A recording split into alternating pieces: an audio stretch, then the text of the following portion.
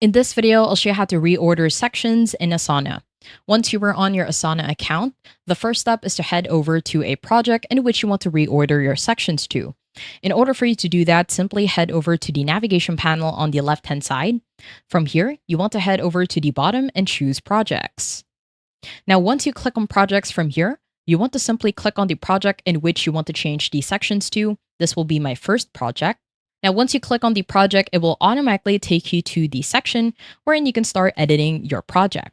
So in here, in order for you to change the sections of your projects, I suggest you do it on a list, a board, or a timeline.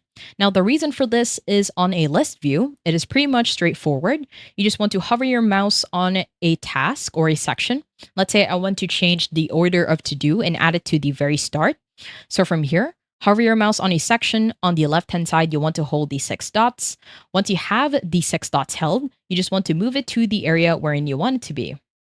And once that's done, if we head over to the board view, as you can see, it will automatically reflect within here, and it will also reflect within the timeline.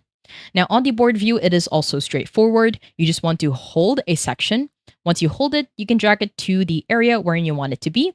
It will also reflect within the list view and the timeline view. Now, on the timeline view, it is also straightforward. You just want to simply head over to the left-hand side, hover your mouse on a section wherein you want to change the order to. From here, let's say I want to change the order of new employees. Simply hold that, and you can drag it within the area wherein you want it to be, and it will reflect on the board, on the list, and even on the other sections of the view, such as a Gantt. I hope you found this tutorial helpful. Please let me know if you have any other questions in the comment section below, and I will try my best to help you out.